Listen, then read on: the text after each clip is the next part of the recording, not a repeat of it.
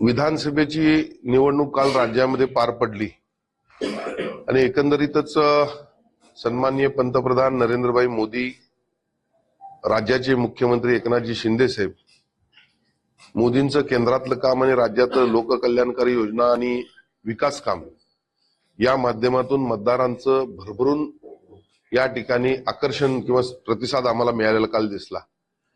एकंदरीत जर पाहिलं तर काल मतदानाचा टक्केवारी मतदानाची वाढलेली आहे। कोल्हापूर उत्तर मतदारसंघामध्ये 5 ते 6% वाढलेले आहेत आणि मतदानाच्या केंद्रावर जर पाहिलं तर महिलांच्या मध्ये मोठ्या प्रमाणात प्रतिसाद होता।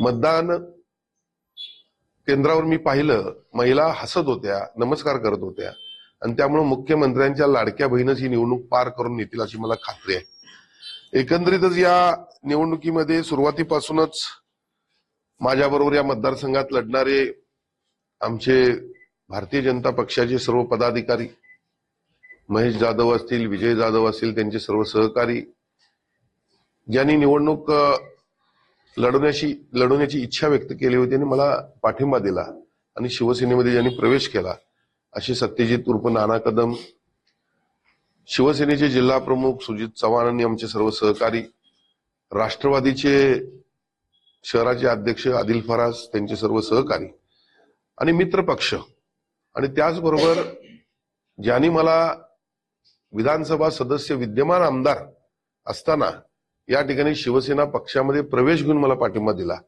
अशा सन्माननीय श्रीमती जयश्रीताई वहिनी, जाधव वहिनी आणि त्याचबरोबर मराठा महासंघाचे राज्याचे उपाध्यक्ष वसंतराव मुळीक यांनी देखील मला पाठिंबा दर्शवला आणि एकंदरीतच कोल्हापूर उत्तरच्या निवडणुकीमधली हवा पूर्ण काढून घेतली असं म्हटलं तर चुकीचं ठरणार नाही। या सर्वांना मी मनपूर्वक धन्यवाद देतो। निवडणूक प्रक्रिया अतिशय चांगल्या पद्धतीने आम्ही राबवली। सुरुवातीपासूनच आमचा एक विरोधकांना आव्हान होतं की ही निवडणूक आपल्याला विकासावर बोला, पण सुरुवातीपासूनच त्यांची जी निवडणूक लढण्याची जी पद्धत होती ती अत्यंत चुकीच्या मार्गाने निवडणूक लढवत होते। म्हणजे वाटेल ते माझ्यावर त्यांनी आरोप केले, अगदी हीन पातळीवरचे आरोप केले आणि काही लोकांनी आरोप केले त्यांना जनमानसात काय किंमत नाही हे देखील त्यात तथ्य आहे। पण एकंदरीत जर पाहिलं तर विकासावर बोलण्यासारखं त्यांच्याकडे काही नव्हतं। कारण मी नाव घेऊनच सांगतो, कोल्हापूर जिल्ह्याचा स्वतःला नेता समजणारे बंटी पाटील हे देखील गृहराज्यमंत्री होते, पालकमंत्री होते, विविध खात्याचे मंत्री होते आणि असं असताना त्यांनी कोल्हापूरसाठी काय केलं हाच माझा प्रश्न होता आणि मी काय गेल्या 2.5 वर्षामध्ये कोल्हापूरसाठी केलं हे मी दाखवण्याचा प्रयत्न केला। आणि मग असं असताना कालचा दिवस महत्वाचा होता। एकंदरीतच काल सकाळी निवडणुकीची प्रक्रिया सुरू झाल्यानंतर जे काही आमच्या बाजूने वारं त्यांना दिसलं म्हणजे भगिनींच्या मधला उत्साह असेल आणि सगळ्यात महत्वाचं म्हणजे या ठिकाणी मला अनेक जण काल भेटत होते आणि ते म्हणत होते की आम्ही आमच्या जीवनामध्ये 40, 50 वर्ष राजकीय क्षेत्रामध्ये काम करतोय, पण आज जो उत्साह या पेठांमधला जो मला पाठिंबा मिळालेला आहे तो त्याच्यापूर्वी कधीही पाहिला नाही। पेठांमधून भरभरून उत्साह त्या ठिकाणी होता। विरोधकांचे टेबल नव्हते, बसण्यापुरतं विरोधक बसले होते आणि लोकांच्यातच एक उत्साह होता। संपूर्ण जुन्या भागामध्ये तर होताच होता, कसबा बावड्यामध्ये देखील उत्साह होता, त्याचबरोबर इतर भागात देखील। मी कुठलाही भेदभाव या ठिकाणी करणार नाही, पण असं लोकांचं म्हणणं होतं की गेल्या 40-50 वर्षामधली ही पहिली निवडणूक अशी आपण पाहतोय। असं होत असताना सकाळच्या सत्रामध्ये मला काही लोकांचा फोन आला की आम्ही मतदान करणार नाही, आमच्याकडे काही कामं झालेली नाहीत। मी त्यांना म्हणलं, अरे बाबा, मी आता निवडणूक आहे, तुम्हाला कुठलं या ठिकाणी वचन आश्वासन देऊ शकत नाही, म्हणजे आम्हाला भेटून जावा। मग मी टाकळ्यासारख्या भागामध्ये भेट द्यायला गेलो होतो, तर त्या ठिकाणी तुम्हाला सांगतो मी त्यांना भेटलो घरी। मग त्यांच्या समस्या होत्या, इथं रस्ते नाहीत, गटर नाहीत, आमच्याकडे कोण येत नाही। मी म्हणलं, मी तुम्हाला आज काय सांगू शकत नाही, निवडणुकीनंतर मी परत येईन आणि ज्या काही तुमच्या गोष्टी असतील त्या मी करून देईन। आणि मी बाहेर पडलो असताना काही गुंड माझं शूटिंग करत त्या ठिकाणी उभा राहिलेली मला दिसली। मी त्यांना विचारलं, अरे काय शूटिंग करलाय तुम्ही माझं? तर ते एकदम माझ्या अंगावर आले। 20-25 गुंड त्या ठिकाणी होते आणि दांडकी त्यांच्या हातात होती। मी एकंदरीत निवडणुकीची प्रक्रिया सुरू असल्यामुळं मतदारांना काही गोष्टी आवडत नाहीत। मला Y+ एस्कॉट ही सिक्युरिटी आहे, म्हणजे माझ्याकडे 4 SPO, जवळपास 10-15 जणांचा पोलीस स्टाफ असतो, पण मी तो नाकारला होता। काल त्या ठिकाणी एकच स्टाफ होता, कसं बसं त्यानं मला त्या ठिकाणी वाचवलं आणि माझ्यावर हल्ला त्यांनी केला। दांडकी त्यांच्या हातात होती, माझ्या अंगरक्षकाला पण त्या ठिकाणी लागलेला आहे. आणि त्यानंतर त्यांनी त्याचं भांडवल असं करण्याचा प्रयत्न केला. पराभव दिसत असल्यामुळं आमचीच बदनामी करण्याचा त्यांनी काल प्रयत्न केला. तिथून कसं तरी सुटलो. त्या घटनेसंदर्भात मी निवडणूक आयोगाकडे आणि जिल्हा पोलीस प्रमुखांच्याकडे तक्रार करणार आहे. माझा अंगरक्षक हा त्यांचाच पोलीस आहे, पोलीस खात्यातलाच आहे, तो देखील त्यांच्याकडे तक्रार करणार आहे. त्याच्या स्वतः त्यानं झेललेली गोष्ट आहे. आणि म्हणून या ठिकाणी ही घटना घडली. दुसरी घटना घडली, आम्ही बावड्यात गेलो. कसबा बावडामध्ये एका केंद्रावर जात असताना उभाटाचा एक कार्यकर्ता, जो पूर्वी माझाच कार्यकर्ता होता, मी पुढे जात असताना आमचे शहराचे अध्यक्ष सुनील जाधव होते, त्यांना गद्दार म्हणून काहीतरी त्यानं बोलला. हे बोलल्यावर त्यांनी त्याची गळपट धरली. हा शेवटी स्वाभाविक त्याचा नॅचरल विषय होता. मी त्यांना थांबवलं दोघांना पण. अरे आपण एकत्र काम केले, चला. त्या ठिकाणी नाना कदम पण माझ्यावर होते आणि आम्ही सोडवलं आणि आम्ही मतदान केंद्रामध्ये गेलो. मतदान केंद्रामधून बाहेर आलो. पुन्हा ते तावातावी करले म्हणजे त्याला म्हटलं गाडीत बस. आम्ही निघालो आणि आम्ही माझी मतदाना दिवशीचा माझा एक दिवस ठरलेला म्हणजे दुपारी जेवत नाही. कसबा बावड्यातली फेमस मिसळ जी आपली, ते आम्ही मिसळ खातो सगळेच त्या ठिकाणी. दुपारी मिसळ खायला बसलो तोपर्यंत प्री प्लॅन त्यांनी हा प्लॅन केल्यामुळे सगळा मॉब त्यांचा एकत्र होता, 150-200 जणांचा. आणि त्या मिसळच्या ठिकाणी येऊन सुनील जाधवला बाहेर द्या म्हणाले. मग अर्थात शेवटी सुनील जाधव हा माझा पदाधिकारी, माझा कार्यकर्ता, त्याच्या केसाला धक्का लागला म्हणजे माझ्या केसाला धक्का लागण्यासारखा विषय आहे. आणि मग ते नुसतं नाटक करत होते. त्यांच्या धमक तर काय होती, अंगाला हात लावूनच बघायचं होतं. त्यांनी धमक तर नव्हतीच, पण हे सगळं करायचं कशा करत होतं, राजकारणासाठी करायचं होतं. आणि मग त्यांचे नेते आले आणि मग शेवटी आमच्या पण कार्यकर्त्यांना पेटांमधनं, कदमवाडीतनं, सगळ्या भागातनं कार्यकर्ते आले. मी एसपी ऑफिसच्या पुढे यायचं नाही म्हणून सूचना दिल्या. नानांनी सांगितलं त्या स्पॉटच्या पुढे कोणी यायचं नाही, गरज पडली तर आम्ही तुम्हाला सांगतो. अशा प्रकारे आम्ही हे वातावरण शांत ठेवण्याचा प्रयत्न केला. आणि मग त्यानंतर ते समोर त्यांनी गेले, तिथं त्या ठिकाणी शिवाजी चौकामध्ये स्वतः काहीतरी मसी असल्यासारखं भासवलं, आम्हाला घेरलं वगैरे, अशा पद्धतीच्या बातम्या केल्या. हा राजेश क्षीरसागर शेंड नाही आहे कुणी याला घेरणं आणि कुणी अंगाला हात लावणं. हे पूर्वी देखील आपण बघितलं. पण आम्ही या ठिकाणी संयम ठेवतो. संयमानं का जातो, आपल्याला ही निवडणुकीची प्रक्रिया चांगल्या पद्धतीनं पुढे घ्यायची आहे. आणि मग आम्ही आमचं मार्गस्थ झालो. आणि मग त्यांनी त्या ठिकाणी जायचं काय आणि हिशोब चुकता केला जाईल, या शब्दाला माझा आक्षेप आहे. याचा अर्थ तुम्ही धमकी देता, हिशोब चुकता केला जाईल म्हणजे काय, आम्ही केलंय काय, आमच्या कार्यकर्त्याच्या अंगाला हात लावून बघा. शेवटी आमच्यात पण जे शिवसेना प्रमुखांचे गुण आहेत आमचे वरिष्ठ बघून घेतील. आणि म्हणून हे जे प्रकार आहेत यावरती गुन्हा नोंद झाला पाहिजे, याविषयी देखील आम्ही तक्रार करणार आहे. आणि त्याचबरोबर आचारसंहितेमध्ये संचारबंदी असताना त्या शिवाजी चौकामध्ये त्या ठिकाणी तुम्ही उभा राहता, लोकांना भाषण करा, तिथं भाषण करता, त्यांच्या भावना भडकवता, कसबा बावडा आणि इतर भागामध्ये फरक तुम्ही दाखवण्याचा प्रयत्न करता, हे कितपत योग्य आहे. निवडणूक आयोगाला देखील त्याची आम्ही तक्रार करणार आहे, त्यावर कारवाई झाली पाहिजे. आणि म्हणून अशा पद्धतीनं बघा, तुम्ही पूर्वी ते गृहमंत्री होते, त्याचा ऍडव्हान्टेज घेत त्यांनी काय केलं, त्याचा ऍडव्हान्टेज घेत त्यांनी तुम्हाला सांगतो मर्डर या ठिकाणी घडवले. पाचगावचे 2 मर्डर आपल्याला माहित आहेत, अशोक जाधव आणि अशोक पाटील आणि दिलीप जाधव. हे सगळं कशा करता करायचं, आपल्याला समाजकारण करायला शिकलं पाहिजे. जाती जाती धर्माधर्मामध्ये भांडणं लावायची, त्याचा फायदा घ्यायचा, हे पूर्वीपासून काँग्रेसचं चाललेलं षडयंत्र आहे. आणि म्हणून त्यांनी स्वतःची कुंडली पहिला स्वतः तपासावी. बोलण्यासारखं बरंच आहे, पण माझा खास करून आक्षेप आहे की या ठिकाणी जे काही काल त्यांनी कृत्य केलेलं आहे आणि हिशोब चुकता करतो म्हणजे हे धमकी आहे. ही धमकी आहे. माझ्यावर 2 ठिकाणी जीवघेणा हल्ले करण्याचा प्रयत्न केलाय. दोन्ही हल्ल्यातून मी वाचलेलो आहे. लक्षात घ्या, शेवटी किती आम्ही काही असलो तर मॉब सायकोलॉजी वेगळी असती. त्यांनी मॉबला एकत्र करून आमच्यावर हल्ला करवण्याचा प्रयत्न केलेला आहे. स्वतः त्या ठिकाणी उभा राहून त्यांनी भाषण दिलेलं आहे. म्हणजे अशा पद्धतीचं हे कृत्य पुन्हा हे शोभतं का काँग्रेसच्या नेत्यांना. आणि मग महाराष्ट्रामध्ये बोंबाबोंब करायची की शिवसेनावाल्यांनी हे केलं आणि ते केलं, स्वतः किती तुम्ही चोख आहे. तुमचं षडयंत्र असतं. एखाद्या वेळेला एक घटना अचानकपणे घडली तर त्याला आपण काही बोलू शकत नाही, पण एवढा मॉब इथून कुठं येतो कसा अचानक. एवढं 200 इकडे येतात, तिकडे 25-50 लोक काट्या घेऊन उभारलेले असतात.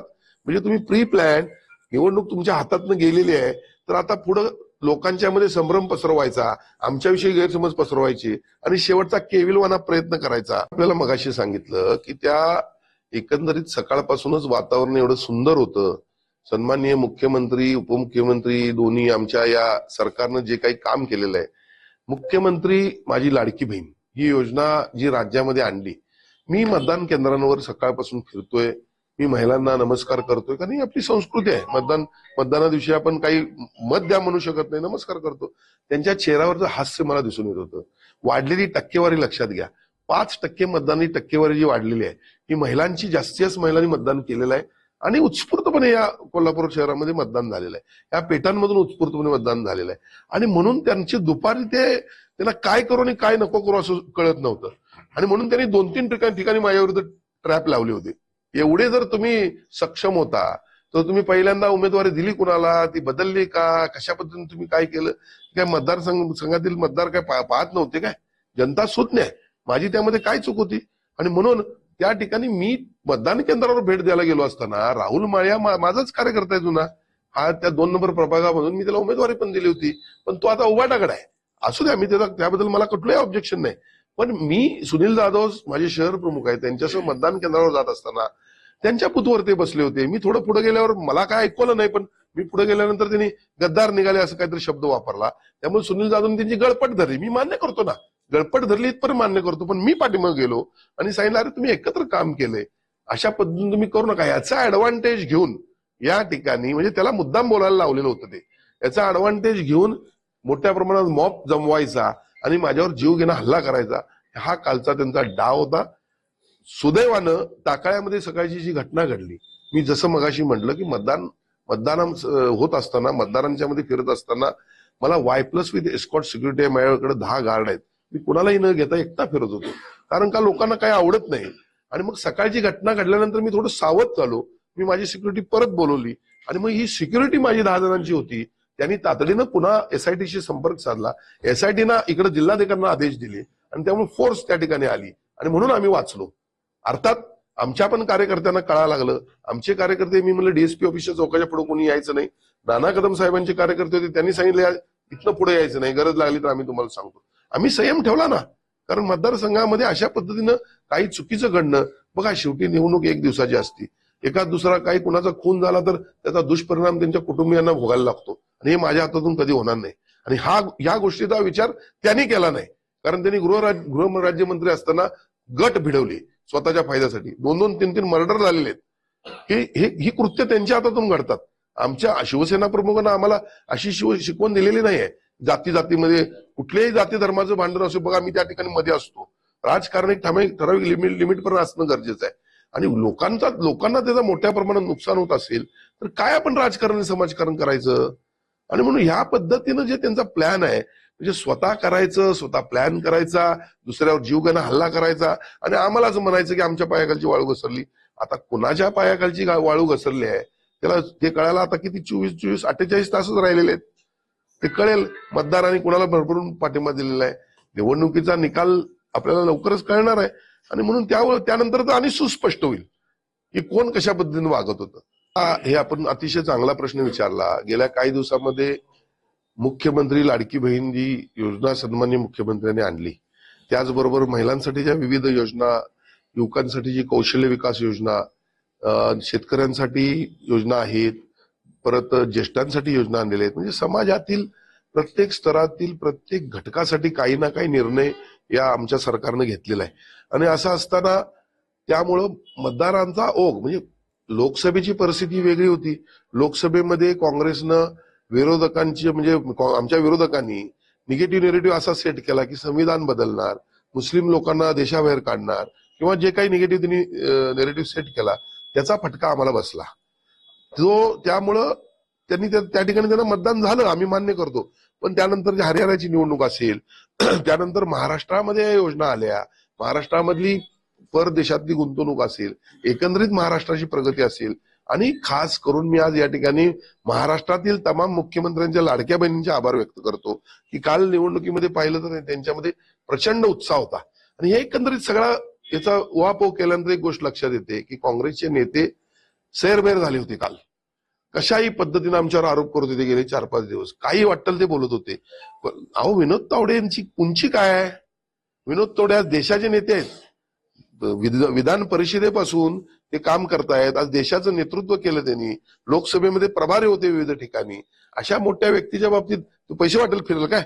माझ्या बाबतीत देखील असेच आरोप काल केले गेले. आम्ही पैशाचं राजकारण कधीच केलं नाही आमच्या जीवनामध्ये. पैसे न, एक बेस आहे आमचा मतदारांचा, जो कधी मला 70-75 हजारच्या मी खाली कधीच आलो नाही. आणि त्यानंतर आता दोन्ही आमच्या नेत्यांची ताकद लागली, केडर चांगल्या पद्धतीने माझ्या पाठिंबा होतं, राष्ट्रवादीचं केडर चांगलं पाठिंबा होतं. आणि अशा पद्धतीने जर आपण स्ट्रॉंग होताना दिसत असलो की असे मग प्रकार करतात ते. असंच सुहास कांदेंच्या बाबतीत पण केलं गेलं, असंच विनोदजींच्या बाबतीत पण केलं गेलं. पण मी आपल्याला सांगतो की अशा पद्धतीने त्यांनी काही प्रयत्न केले तर या राज्यातील जनता परत एकदा महायुतीला त्यांची सेवा करण्याची संधी देईल. नाही बघा, आपण थोडं माझी आपल्याला नम्र विनंती आहे. मी मगासपासून तेच सांगतोय की अशा पद्धतीचं संभ्रम निर्माण करायचा माझी संस्कृती असली कुठलीच पैसे वाटण्याची नाही आहे. मी कधीच आजपर्यंत पैसे वाटून निवडणुका लढल्या नाहीत. मी सामान्य कार्यकर्ता म्हणून काम करणारा एक कार्यकर्ता आहे. पैसे कोण वाटतं, दक्षिणमध्ये किती पैशाचा पाऊस पडतो हे कोल्हापुरातल्या जनतेला माहित आहे. आणि म्हणून हा तर प्रकारच नाही आहे. त्यांना त्यांचा पराजय लक्षात आला आणि म्हणून अशा पद्धतीचे आरोप माझ्यावर करायचे. मला तुम्हाला सांगतो, दोन्ही ठिकाणी मी काल माझं नशीबच चांगलं म्हणून मी त्या ठिकाणी सुखरूप बाहेर पडलो. दोन्ही ठिकाणी जीवघेणी हल्ले माझ्यावर. एका ठिकाणी तर मी टाकळ्यामध्ये म्हटलं होतं, तिकडे दांडकी कशी येतात यांच्या हातात. आपण एखाद्याला मारायचा प्लॅन केला तरच दांडक्यांशी तयार राहतो. माझा जर तो प्लॅन असता माझ्या पाठीमागे 50 माणसं असती दांडकी घेऊन. आणि म्हणून अशा पद्धतीने हे घाणेरडं राजकारण जे पूर्वी बंटी पाटील करत होते तेच आता पराभव लक्षात आले त्यामुळे करायला लागलेले आहेत. मला या कोल्हापूरची शांतता बिघडवायची नाहीये. सन्माननीय मुख्यमंत्री एकनाथजी शिंदे साहेब असतील, फडणवीस साहेब असतील, अजितदादा पवार साहेब असतील, आता येणार आहे महायुतीचं सत्ता आहे. महायुतीच्या सत्तेमध्ये या कोल्हापूर जिल्ह्याचा विकास करण्यासाठी मी कटिबद्ध आहे. पण ह्या काही घटना घडल्या यातून आमची बदनामी करण्याचा जो प्रयत्न केला जातोय त्याचा मी निषेध करतो.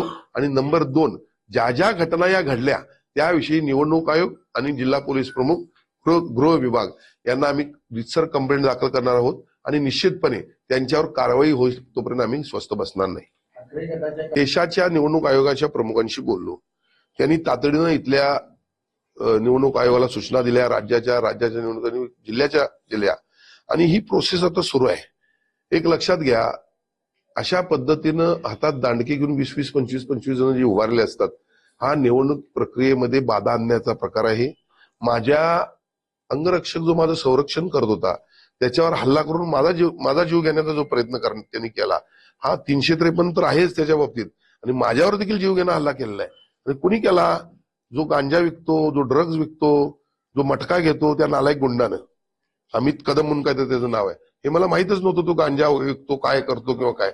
पुढच्या काळामध्ये सगळ्या गोष्टी मी काय नाही करणार, पण कायदा करेल. मी कुणाचा हिसाब करणार नाही.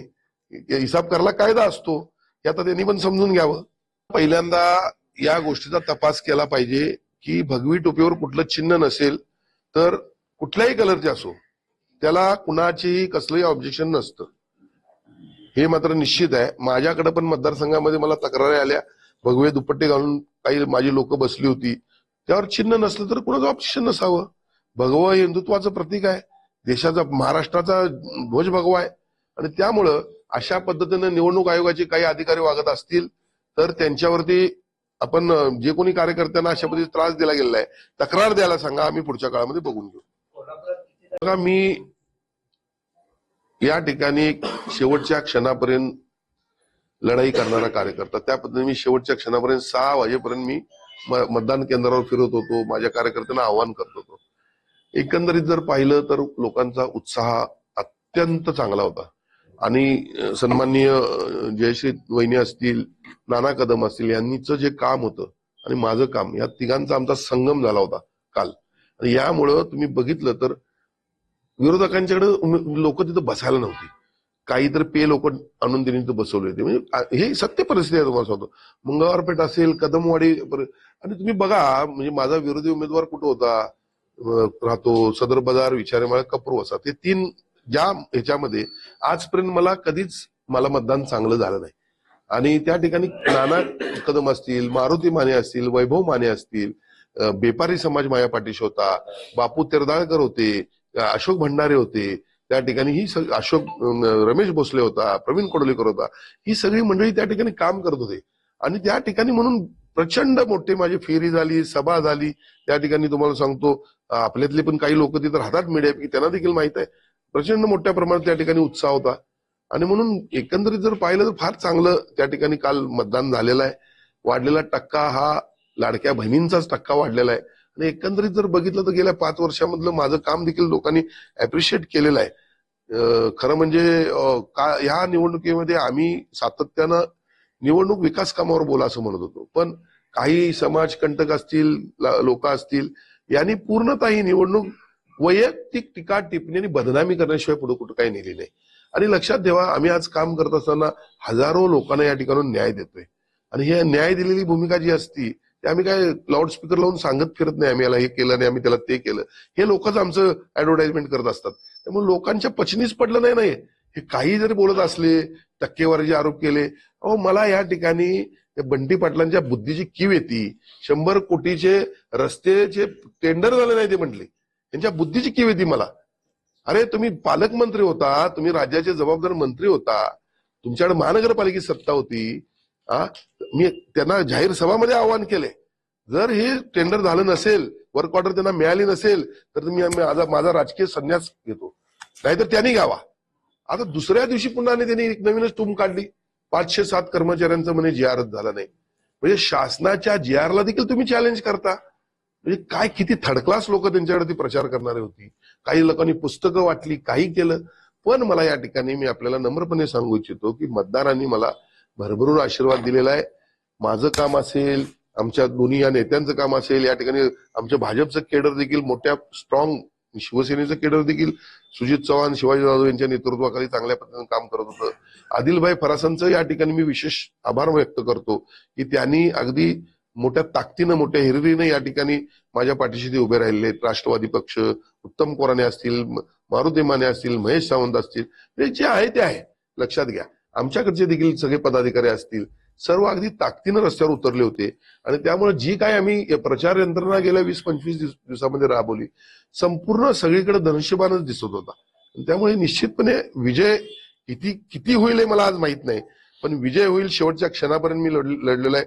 जेवढा मोठा विजय होईल तेवढा मला आनंद आणि मतदारांचे मी आभार मानेन. लोकांच्या पासून वेळीच सावध राहा. त्यांच्याकडे सर्व प्रकारच्या सत्ता होत्या, ते मंत्री होते, ते पालकमंत्री होते, त्यांच्याकडे महापालिकेची सत्ता होती. नमस्ते ताई. आणि मग अशा वेळेला ह्या लोकांच्या पासून मतदारांनी देखील सावध राहणं गरजेचं आहे. ते नेहमीच आम्हाला भडकवण्याचा प्रयत्न करतात. ऍक्च्युली यांची काळी कृत्य लोकांच्या समोर येत नाहीत. आणि म्हणून आम्ही ही निवडणूक पूर्ण तुम्हाला सांगतो शांततेत घेतली. का घेतली? आपल्याला विकास करायचा आहे, या शहराचा विकास करायचा आहे. या निवडणुकीमध्ये ते विकासावर बोललेच नाहीत. विकासावर न बोलता फक्त माझी वैयक्तिक बदनामी, आणि याविषयी देखील मी कायदे तज्ञांचा सल्ला घेणार आहे. काही पुस्तकं वाटण्यात आली, काही पेनड्राईव्ह वाटण्यात आले, झालेल्या घटना ज्या चुकीच्या होत्या. आम्ही आपल्याला जबाबदारीने सांगतो की 2019ला पण निवडणुकी दिवशी सकाळी त्यांनी एक बंटी पाटलांच्या ऑफिसमधून एक व्हिडिओ निघाला होता महेश कदम यांना मारहाण केल्याचा. महेश कदम हा माझा कार्यकर्ता होता. 2010 साली त्याला मी कोल्हापुरातून महानगरपालिकेचं तिकीट रिझर्व्ह मतदारसंघातून निवडून दिलं होतं आणि तुला निवडून आणलं होतं. 2015 साली मतदारसंघ बदलला, नागेश घोरपडेंच्या मिसेसला तिथं तिकीट दिलं. त्यांनी मदत करायला पाहिजे होती, तर त्यांना पाडण्याचा प्रयत्न केला किंवा पाडलं. हा मला त्यांच्या बाबतीत त्यांचा वाद होता, त्यातून घडलेली ती घटना होती. त्या दिवशी दाखवलं की बिल्डरला मारहाण केली. आता काल परवा पण अशाच पद्धतीच्या क्लिप त्यांनी चुकीच्या व्हायरल केल्या, पण मतदारांनी याला भीक घातली नाही. मला या ठिकाणी मतदारांचं खास करून मनपूर्वक आभार व्यक्त करायचे आहेत की त्यांनी भरभरून मला या ठिकाणी मतदान केलेलं आहे. सन्माननीय आमदार जयश्री वहिनीताई या ठिकाणी आलेले आहेत, त्यांनी पण मोठ्या प्रमाणात या ठिकाणी मला मदत केलेली आहे. नाना कदम असतील, भारतीय जनता पक्ष आणि शिवसेनेचं केडर आदिल फरास या ठिकाणी आहेत, त्यांचं देखील मी मनपूर्वक आभार व्यक्त करतो. आणि भारतीय जनता पक्ष आणि शिवसेनेचं केडर जे आमच्या वर्षानुवर्ष कार्यकर्ते काम करतात, ते देखील त्यांना मी या ठिकाणी सलाम करतो. धन्यवाद.